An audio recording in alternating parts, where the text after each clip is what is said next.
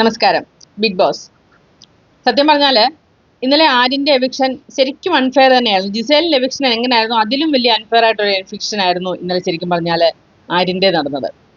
സത്യത്തിൽ എനിക്ക് വലിയ സങ്കടം വന്നു കേട്ടോ. സത്യം പറയാലോ, എൻ്റെ കണ്ണിൽ കൂടെ വെള്ളം വന്നു. ഉള്ള കാര്യം പറയാലോ, എനിക്ക് അത്രയ്ക്ക് ഇഷ്ടമുള്ളൊരു ടോപ്പ് 5-ൽ വരുമെന്ന് ഞാൻ പല വീഡിയോയിലും പറഞ്ഞിട്ടുള്ള ഒരാൾ തന്നെയായിരുന്നു ആര്യന്. കാരണം അതുപോലെ പുള്ളി എല്ലാം നല്ല കൂളായിട്ട് ചില്ലായിട്ട് എന്ത് പ്രശ്നം വന്നാലും ഈ പറഞ്ഞ പോലെ ഈ പ്രശ്നങ്ങളൊക്കെ മറ്റുള്ളവരുടെ ഇപ്പം അനുമോൾക്കോ വല്ലതും ഉണ്ടായിരുന്നെങ്കിൽ ഏത് രീതിയിലാണ് പ്രതികരിക്കുന്നത് നമുക്ക് വെറുതെ ഒന്ന് ഊഹിച്ച് നോക്കാവുന്നേ ഉള്ളൂ. അപ്പം തന്നെ നമുക്ക് മനസ്സിലാവും അതിന്റെ വ്യാപ്തി എത്രമാത്രമായിരിക്കുമെന്ന്.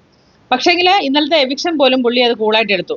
നെവിനും ആര്യനും വന്നപ്പോൾ തന്നെ ഒരിക്കലും നെവിൻ പോലും പ്രതീക്ഷിച്ചില്ല നെവിൻ രക്ഷപ്പെടുമെന്ന്, അല്ലേ? അതിന്റെ തലേദിവസത്തെ എപ്പിസോഡിനകത്ത് ആര്യൻ നെവിനെ സമാധാനിപ്പിക്കുന്നതൊക്കെ നമ്മൾ കണ്ടാണ്. അപ്പോഴും ആര്യൻ അറിയില്ല ആര്യനാണ് പുറത്തു പോകാൻ പോകുന്നതെന്ന്.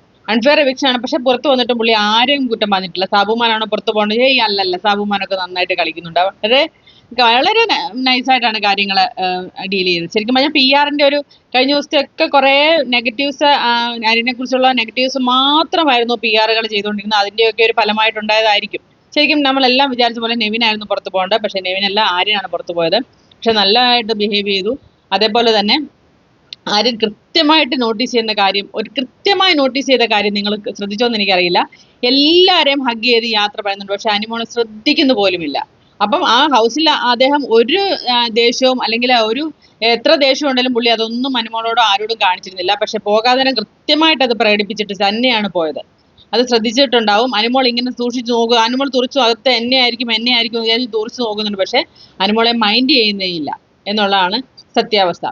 അതേപോലെ തന്നെ ആര്യൻ പുറത്തിറങ്ങിയിട്ട് കൃത്യമായിട്ട് പറയുന്നുണ്ട് ലെസ്ബിയൻസ് ആണ് നൂറയും ആദിലയും. അതേപോലെ തന്നെ അപ്പം അവർ മൂന്നുപേരും കെട്ടിപ്പിടിച്ച് കിടക്കുന്നു, അവർ തമ്മിൽ അങ്ങോട്ടും ഇങ്ങോട്ടും ഉമ്മ കൊടുക്കുന്നു, അല്ലെങ്കിൽ ആദില അനുമോളെ എടുത്തോണ്ട് നടക്കുന്നു ഒക്കെ നമ്മൾ കണ്ടു. അതിലൊന്നും ഒരു പ്രശ്നവും കാണുന്നില്ല. മനസ്സിലായോ? മറ്റുള്ളവർ എന്ത് കാണിച്ചാലും ഇതെല്ലാം പ്രശ്നവുമാണ്. അങ്ങനെയാണെങ്കിൽ അതും പ്രശ്നമാകണം, അല്ലേ? ശരിയല്ലേ? അവര് ലെസ്ബിയൻസ് ഇല്ലേ? അപ്പം അനുമോളോട് ഉമ്മ കാണിക്കുന്നൊക്കെ നമുക്ക് വേറെ രീതി ചിത്രീകരിക്കാം. തീർച്ചയായിട്ടും അത് സത്യമാണ് ആര്യൻ പറഞ്ഞത്, അല്ലേ? അങ്ങനെയാണ് എനിക്ക് തോന്നുന്നത്. എന്തായാലും കൊള്ളാം.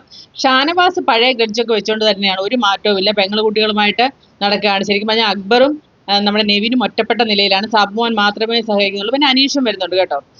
അനീഷിന്റെ കാര്യം പറഞ്ഞതും കറക്റ്റാണ്. ആരെങ്കിലും ഞാൻ ഒരു മെട്രോയിൽ കയറുമ്പോൾ ഞാൻ മെട്രോയിൽ കയറുകയാണെന്ന് പറയുന്നില്ല. നമ്മളത് ഉള്ളിരിക്കുന്ന കാര്യം ഉള്ളിലിരിക്കും. പക്ഷെ പുള്ളി അതെല്ലാം പുറത്ത് പറയുന്നത് പ്രേക്ഷകരെ അറിയിക്കാൻ വേണ്ടി തന്നെയാണ്. അത് പുള്ളിയുടെ ഗെയിമാണ്. അതിനകത്ത് നമുക്കൊന്നും പറയാൻ പറ്റില്ല. എന്തായാലും കൊള്ളാം. അനുമോള് ഇവർക്ക് ആശ്വാസമായി. കാരണം നല്ലൊരു ഗെയിമറാണ് പുറത്തു പോയിരിക്കുന്നത്. അവർക്കൊരു ആശ്വാസം തന്നെയായിരുന്നു അത്. അവരുടെ മുഖത്ത് കാണാനും ഉണ്ടായിരുന്നു. പ്രത്യേകിച്ച് നൂറയുടെ ഒക്കെ ഭാഗത്ത്. ഇനിയിപ്പോൾ ഫിസിക്കൽ ടാസ്ക് വന്നാൽ ആരിനെ പേടിക്കാതെ അവർക്ക് കൃത്യമായിട്ട് അത് ചെയ്യാം എന്നൊരു പ്രശ്നമുണ്ട്. അതേപോലെ തന്നെ ഷാനവാസിന്റെ കാര്യം അത് ഞാൻ പറയാം.